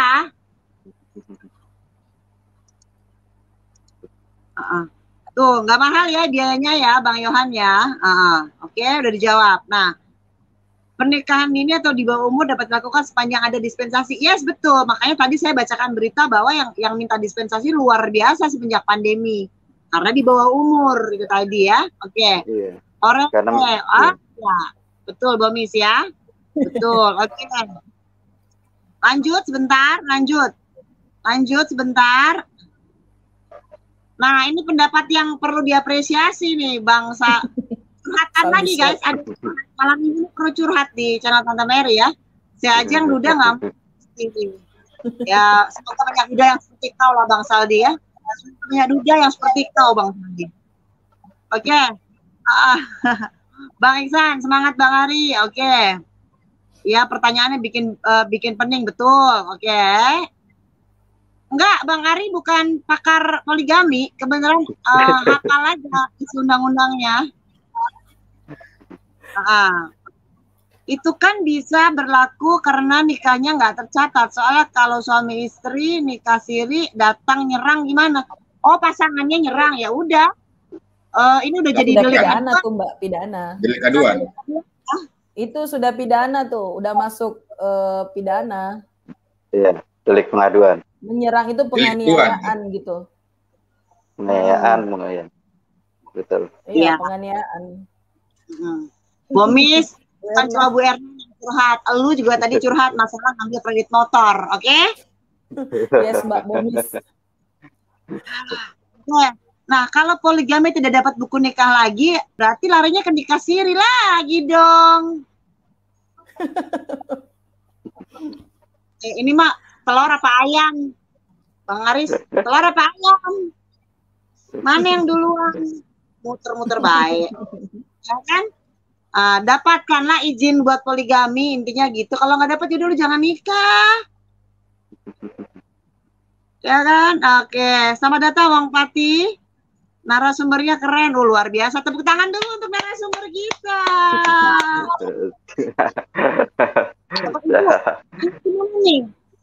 Nih, pertanyaannya nih, penting banget nih.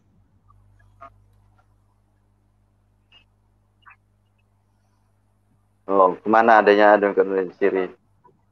Ini Memang aduan ini Mbak, ini aduan ini Kementerian Agama yang sekarang ini seluruh KUA di lingkungan Kementerian Agama itu selalu melakukan edukasi dan sosialisasi terhadap telah terjadinya nikah siri maupun yang belum melakukan nikah siri. Nah, ini sudah dilakukan edukasi dan sosialisasi terhadap ini. Pengaduannya pun ada di setiap itu di Kemenak di GoID. Saya harus melihat dulu Mbak di call center dari Kementerian Agama. Sebentar Mbak, saya lihat dulu Mbak call centernya.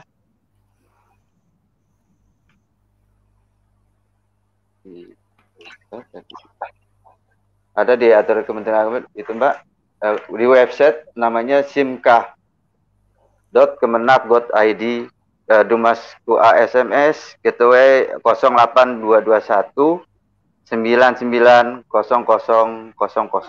Itu Mbak. Pak, disebut Pak 08 221 99 0000. Gitu Mbak. Nomor apa Pak, pengaduan apa? Ini pengaduan terhadap permasalahan-permasalahan terkait dengan misalnya nikah siri Mbak, terkait dengan pencatatan pranikah.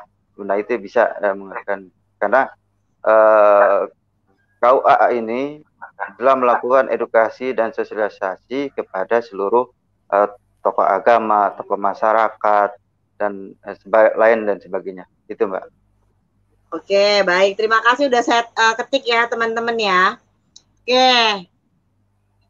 Lebih baik poligami daripada nikah siri. Nah, ini 3 narasumber kita tanya. Milih yang mana Pak?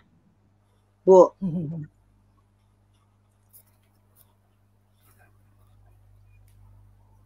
Kalau saya sih, kalau memilih, kalau disuruh Mbak Mary, ya. Kalau pendapat pribadi saya sih, kalau disuruh memilih, saya tidak akan memilih dua-duanya. Tidak ada yang lebih baik selain menikah secara hukum negara, karena itu akan berdampak ke depannya secara hukum maupun hak-hak kita bisa terpenuhi, dan kita juga sebagai seorang istri, hak dan kewajiban kita ketika kita mendapat hak, kewajiban kita laksanakan, rasanya itu kita ingin masuk surga yang lebih dekat daripada kita, karena sesungguhnya perempuan itu jika melaksanakan hak dan kewajibannya, tanggung jawabnya terhadap keluarga dengan baik, itu pasti surga tempatnya, insya Allah. Jadi kalau disuruh memilih, saya tidak akan memilih kedua-duanya, Mbak. Secara ini pendapat pribadi. Ya, ini karena Bu Erna perempuan ya, tapi kita tidak tahu dua bapak ini, tapi dua bapak ini PNS kok ya. Dua bapak ini PNS kok ya. Iya. PP 53. Itu bisa kena PP 53 loh. Jawabannya nggak ada selain 53, ya kan? Tidak boleh menikah, ada aturan. Oke, lanjut dulu ya. Oke. Boleh nggak kita nikahi teman sekantor? Oke, kalau ini Habib, jawabannya adalah setiap perusahaan memiliki peraturan bahwa tidak boleh menikah dengan rekan sekantor ya. Rata-rata seperti itu peraturannya. So, kalau ingin memutuskan menikah dengan rekan sekantor, salah satu harus keluar ya. Itu biasanya perusahaan seperti itu. Lanjut dulu ya. Sampai nikah sekampung, kebanyakan nanti. Iya, mending sekampung. Enggak, kebanyakan sekampung. Banyak sekampung mau nikahin. Oke, ada pertanyaan dari Leni Verina. Apa perbedaan nikah siri dengan nikah urfi? Pak Latif nih. Apa sih urfi? Nggak tahu tuh urfi. Pak Latif? Iya. Saya bantu jawab. Kayaknya nikah urfi itu nikah kontrak ya? Iya, betul. Ya, nikah kontrak kayaknya. Oh, paper marriage.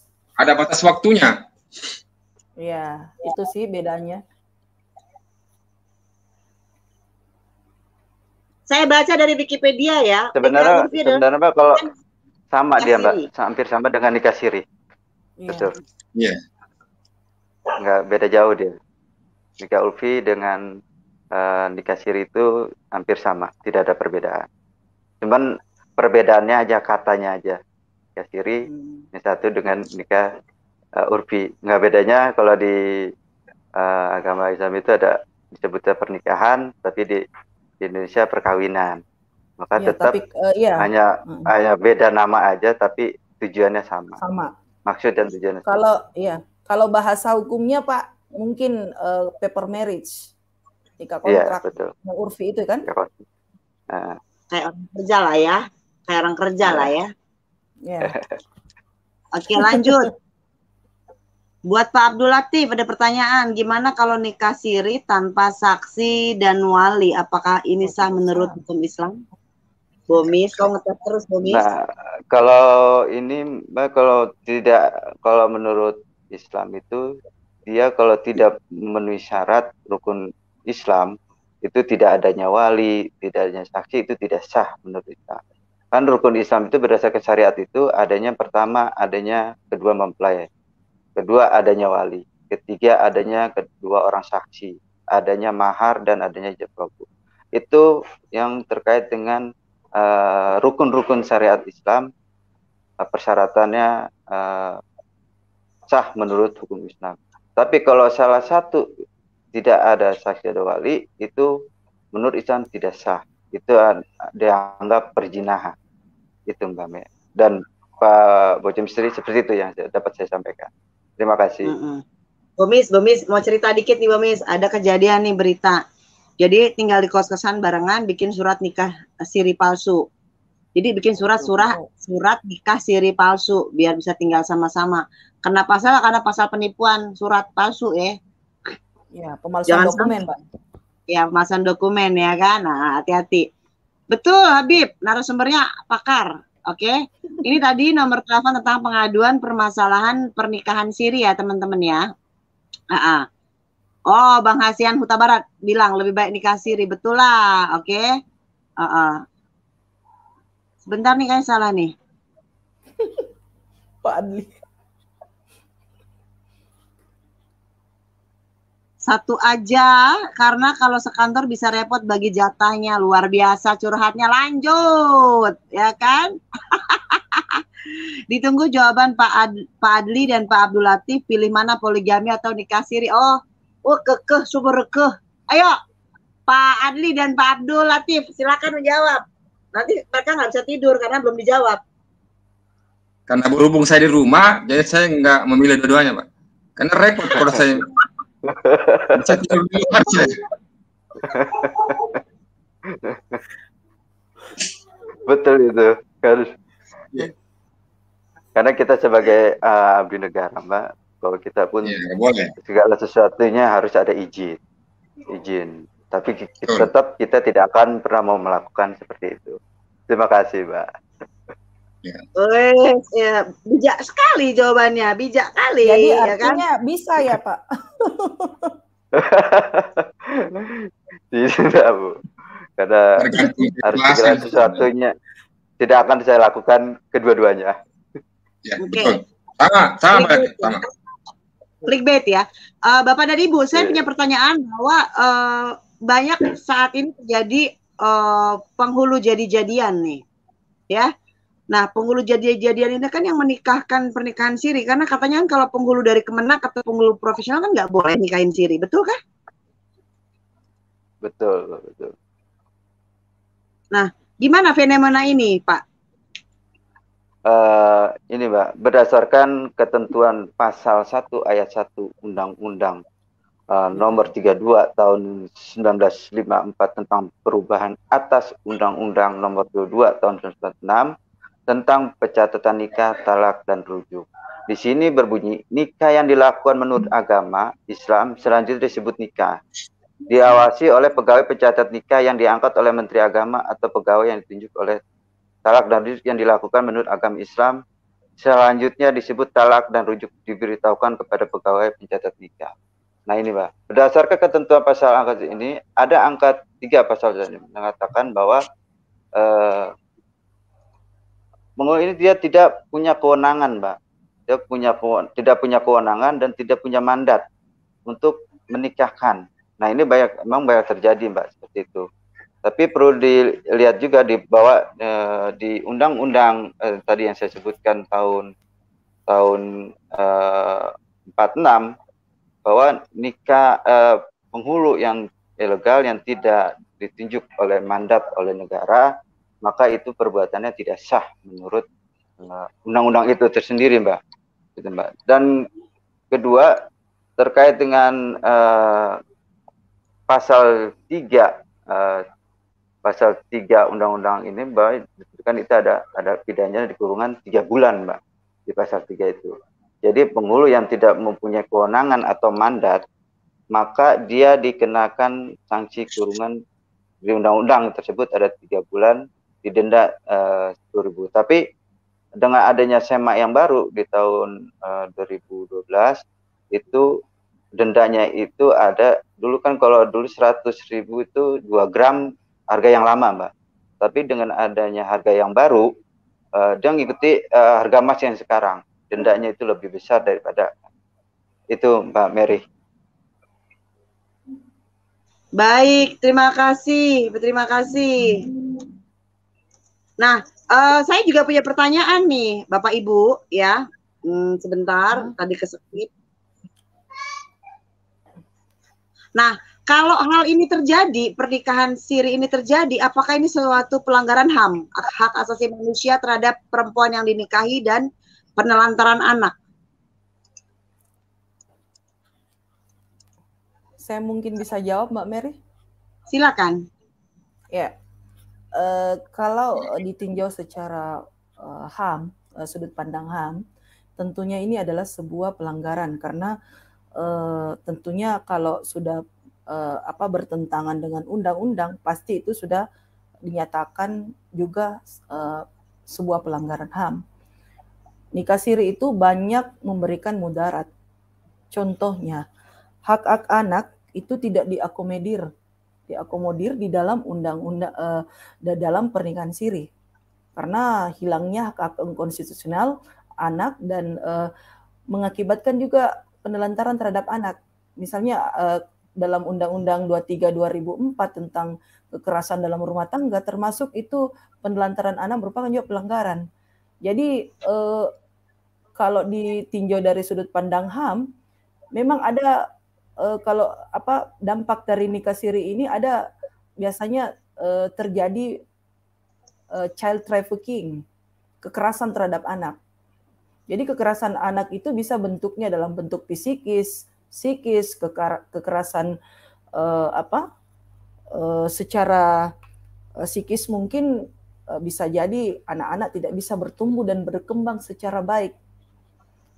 Karena di dalam Undang-Undang 39 tahun 99 tentang HAM itu sendiri mengisyaratkan bahwa anak itu harus dipelihara, dirawat, dididik oleh orang tuanya.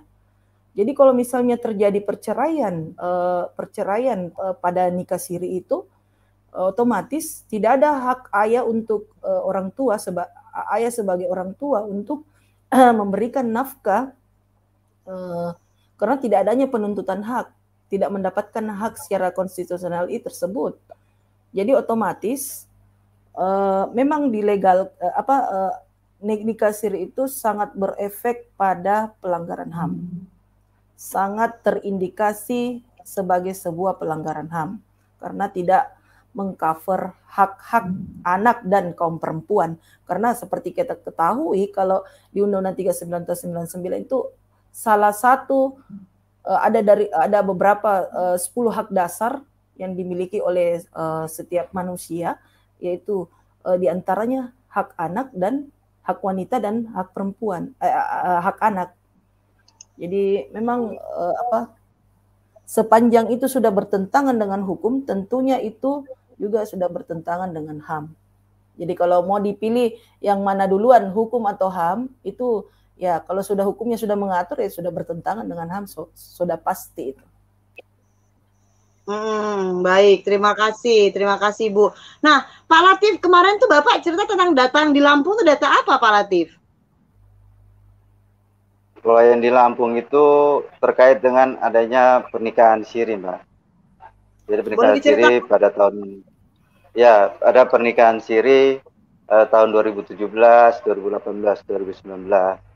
Jadi ada yang melapor kepada KUA di sana untuk melakukan ada kesadaran hukum, Mbak.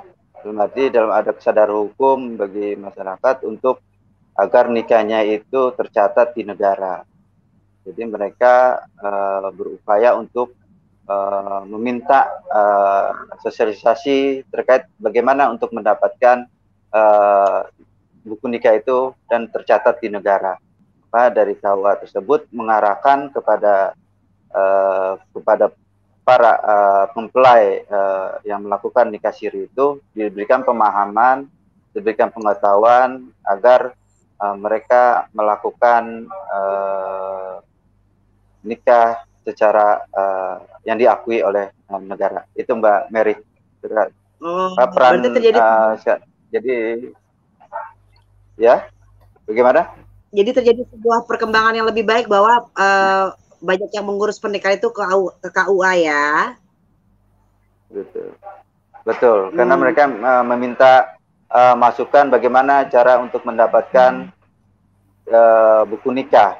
Maka diharapkan oleh KUA agar mendapatkan buku nikah, mereka harus mengajukan isbat nikah ke pengadilan agama sehingga mendapatkan bukti yang otentik bagi mereka yang pernah melakukan pernikahan siri. Tapi KUA pun mengarahkan juga kepada yang belum melakukan pernikahan siri. Dijelaskan bahwa ini akibatnya seperti ini, akan merugikan, akan seperti ini. Terus dari Kementerian Agama melakukan sosialisasi, edukasi kepada masyarakat agar pernikahan ini dicatat oleh negara. Itu Mbak Mary. Terima kasih.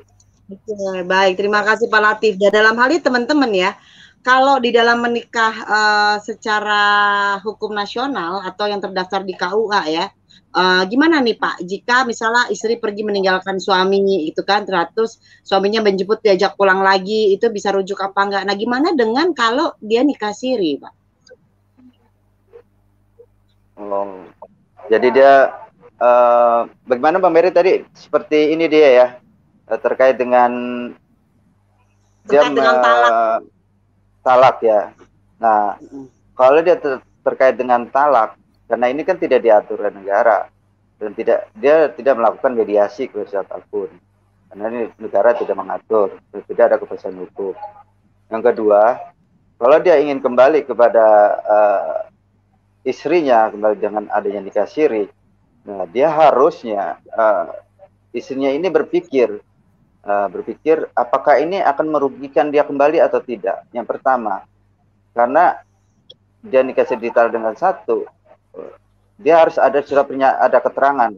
Kalau lo mau kembali berarti harus adanya pernyataan untuk melakukan isbat secara resmi, sehingga dia ada tuntutan kembali, ada namanya ada kepastian hukum dan ada perlindungan hukum terhadap itu Mbak Mary. Itu Mbak Mary yang dapat saya sampaikan. Baik. Dan ini pendapat Habib dengan pendapat Aris Bimo sama ya. Orang yang nikah siri itu orang yang malas ke KUA, dan biasanya nikah siri ini laki-lakinya yang enak dan cari aman, mudah lari dari tanggung jawab. Tapi ini cerita ya, kalau nikah siri kebanyakan persepsi kalian adalah karena laki-lakinya mau lari dari tanggung jawab. Pengalaman yang dialami teman saya beda. Teman saya ada laki-laki, kemudian diajak menikah siri oleh seorang perempuan yang posisinya lumayan tinggi gitu ya. Kalau datang ke Jakarta ya sebagai suami istri gitu. Begitu dia pulang lagi ke kampungnya, dia jadi sang istri jadi melanglang buana as single gitu ya teman-teman ya. Akhirnya sampai suaminya ini diblok, suami sirinya ini diblok, nggak bisa kontak sampai dengan suami sendirinya meninggal. Nah, teman-teman, dalam hal ini sebenarnya persepsi nikah siri yang jamak terjadi adalah menguntungkan untuk laki-laki. Tapi pelaku atau yang melakukannya belum tentu juga semua laki-laki. Masih ada, halo, masih ada suara aman? Aman. Ya, aman. Artinya, jadi tetap ada pelakunya, perempuan juga ada ya, tergantung motif. Kalau saya melihat ini motif. Apa yang mendasari mereka melakukan itu biasanya cuma untuk menutupi perbuatan zina mereka. Nah, sekarang orang nikah resmi aja ketika bercerai, bapaknya jarang-jarang tanggung jawab sama anaknya. Apalagi kalau nikah siri ya Bu, Pak ya. Betul. Ya, betul ya. Betul sekali Mbak Mary, betul sekali.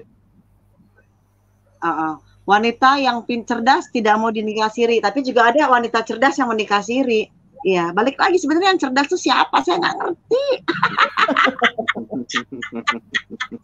But anyway guys ya. Jadi teman-teman harus tahu nih konsekuensi nikah siri ya. Tadi udah dijelaskan semuanya, oke? Kemudian teman-teman juga sadar bahwa praktek-praktek yang terjadi di luar sana dengan saksi palsu. Nah, saksi palsu, wali palsu, dan apakah penghulu ini melakukan verifikasi terhadap saksi, wali? Ini juga penting ketika datengin wali palsu, Pak. Piye, Pak? Nah, ini Mbak, kalau dia nikah siri, ini negara sudah mengatakan bahwa negara tidak mengakui pernikahan siri itu tersebut. Jadi berdasarkan ketentuan tadi saya bilang pasal 1 di ayat di Undang-Undang 1946 itu bahwa itu ada pengawasan pencatatan nikah. Nah, kalau dia tidak diawasi dan tidak punya kewenangan dan mandat, maka itu disebutnya ilegal. Maka dia bisa dilakukan ini. Jadi terkait dengan aturan pun menyatakan di Undang-Undang Nomor 195 tentang pencatatan nikah itu adalah yang ditunjuk oleh Menteri Agama. Dalam hal ini adalah pegawai negeri PNS dan diperbantukan yang ditunjuk oleh PNS. Itu Mbak Mary. Terkait dengan bagaimana yang kalau saksi palsu, wali palsu. Nah, itu dia berbuatnya seperti apa? Kalau dia itu harus jelas. Kalau dia negara pun tidak mengakui, berarti apapun bentuk terkait dengan itu adalah tidak sah. Walaupun rukun agama itu udah sah menurut agama rukunnya, tapi negara tidak mengakui seperti itu. Itu Mbak Mary. Oke, baik. Mau dinikahi siri mungkin istri nggak ada motif ekonomi, guys. Wah, Bu Irna hilang. Jadi gini loh, ketika seseorang ingin dinikahi siri, yang penting bisa dapat penghidupan bulanan. Nah, yang penting kalau nggak hamidun dulu gitu kan, supaya bisa, ataupun hamidun bisa buat nggak ngerti ya tanda kutip meres atau apa gitu. Tapi dampak hukumnya sebenarnya jangka panjang adalah tadi dibilang anaknya akan susah gitu. Terus buat apa? Nah, oke, last time ya Bapak, kita udah 1 jam 38 menit. Tolong dong bantu kami di conclusion atau summary.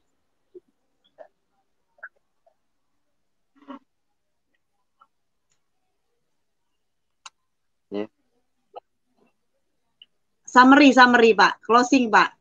Pesan dan pesan buat penonton. Ya, baik. Dari saya dulu. Ya, jadi silakan Pak.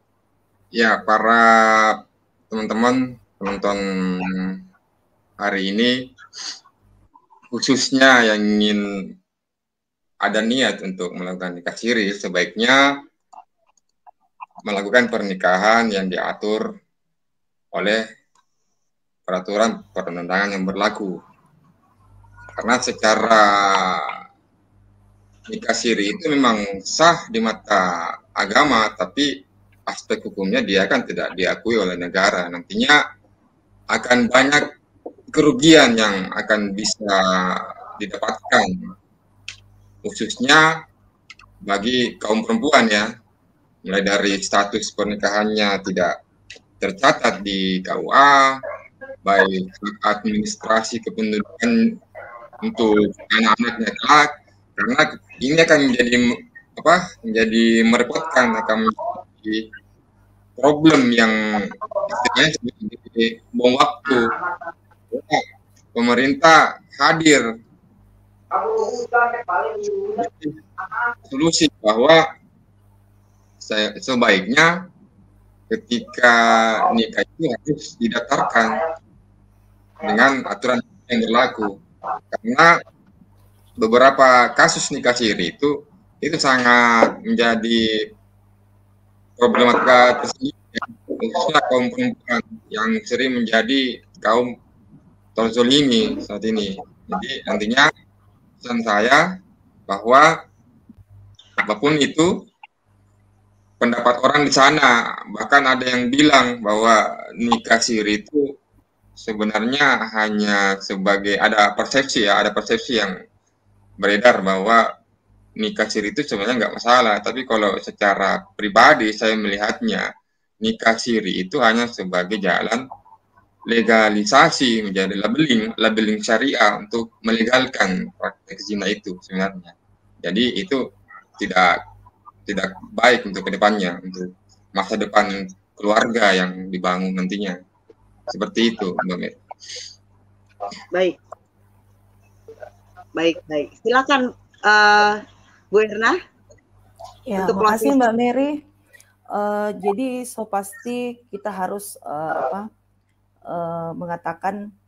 mengatakan bahwa kita harus menghindari yang namanya nikah siri.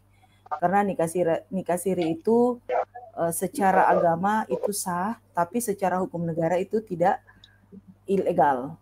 Jadi untuk kedepannya secara agama sah, tapi secara hukum agama tidak ilegal atau gimana, Bu? Enggak, begini. Secara agama itu sah menurut hukum agama Islam, tapi secara hukum nasional itu dia ilegal. Ya, jadi kedepannya untuk mendapatkan hak konstitusional, kita sebagai perempuan, kita harus perempuan dan anak, kita harus menghindari yang namanya nikah siri. Carilah yang pasti-pasti. Jangan mencari yang kabur dan meninggalkan kita. Terima kasih mungkin dari saya. Baik, terima kasih. Ayo the last time, Bapak silakan. Baik, terima kasih semuanya. Semoga acara ini menjadikan acara edukasi. Ini adalah bermanfaat bagi saya pribadi dan bermanfaat bagi orang banyak, agar supaya dapat menghindar terkait dengan nikah siri, lebih bermanfaat untuk yang diakui oleh negara. Karena nikah siri ini sangat merugikan dan sangat tidak ada kepastian hukum, perlindungan hukum, merugikan kepada kaum perempuan maupun anak-anak. Untuk itu saya mengucapkan terima kasih atas undangan ini Bu Mary, karena ini sangat bagus dan bermanfaat, menambah wawasan, pengetahuan bagi kita semua. Terima kasih Bu Mary. Assalamualaikum warahmatullahi wabarakatuh. Nah, teman-teman semua, penjelasan sepanjang 1 jam 43 menit ini untuk kalian bisa cerna dampaknya dan bagaimana jika sudah terjeblos ya, mau nggak mau kan mesti diurus ya, isbatnya diurus ya kan, supaya anak itu selamat, supaya anak itu masa depannya terjamin. Kalau memang nggak ngurus berarti emang nggak niat. Tante Mary sih sangat simpel, kalau nggak ngurus berarti nggak niat ya. Nah, apa yang teman-teman penyuluh lakukan di sini dari Kemenak dan dari BPHN, Kemenkumham dari wilayah Kanwil yang saat ini ya, kita lakukan ini untuk edukasi, dan ini bukan edukasi secara online aja teman-teman, mereka juga melakukan secara offline. Namun memang untuk naik ke tayangan Tante Mary adalah setiap Sabtu ada edukasi tentang hukum. Jadi kalau ini berguna untuk kalian, kalau ada teman kalian yang rencana mau nikah siri, silakan di forward video ini biar mereka bisa memahami dampaknya ya. dampaknya. Oke, kalau udah ngomongin dampak, artinya apa? Artinya belajar untuk mengantisipasi, gitu ya. Nah, teman-teman, kita akan ketemu, lupa Tante Mary, minggu depan Tante Lisa kita bahas apa ya, Tante Mary ngeblank. Minggu depan hari Sabtu kita ada, Tante Mary lupa bahas apa, tapi pasti ada, dan hari Minggu ada yang spesial. Hari Minggu pukul 8 malam ada yang spesial untuk kalian. Jangan kemana-mana, ada giveaway. Hari Minggu tanggal 7 ada giveaway untuk kalian semua penonton setia. Untuk saran dan pendapat, teman-teman bisa ke Instagram ya. Sangat raga, tapi karena masih banyak orang yang berminat. Iya, Mbak Lesri Dite, nanti tengok putar dari awal biar tahu motif-motifnya mereka ya. Nah, tadi mau ngomong apa, Tante Mary ngeblank. Oke, hari Minggu depan tanggal 7 ada giveaway. Hari Sabtu kita juga ada materi dari Kemenkumham. Saya setia, luar biasa Bomis, luar biasa. Dibantu share dong Bomis. Oke, jangan lupa follow Instagram Tante Mary dan Facebook Tante Mary. Kalau mau tahu di mana, cek di tayangan yang di bawah ini, yang public speaking tadi itu ada lengkap sosmednya juga dengan WhatsApp admin TNTMC ya, tips and trick bersama Mary Kristuti. Bapak dan Ibu penyuluh, saya mengucapkan terima kasih sudah membantu saya di sini dalam mengedukasi teman-teman viewer saya ya, menjangkau seluruh Indonesia dalam tayangan online seperti ini lebih mudah daripada keliling ya, ya kan? Ya, dan teman-teman semua berhati-hati dalam kegiatan supaya nggak terpapar COVID, jaga lindungi diri kita agar keluarga kita pun juga selamat. Kemudian untuk teman-teman yang merasa sedang dalam keadaan tak berdaya, come on, you are not alone, kita nggak sendiri, kita sama-sama keluar dari masalah ini dengan bertahan dulu ya, jangan langsung menyerang, bertahan dulu, oke? So guys, 1 jam 46 menit, Tante Mary tutup acara ini sampai sini. Bapak dan Ibu penyuluh, terima kasih banyak Kakak Lisa dan teman-teman BPHM, Kemenkumham, terima kasih. Kita berjumpa lagi Sabtu besok. Bye. Bye. Bye.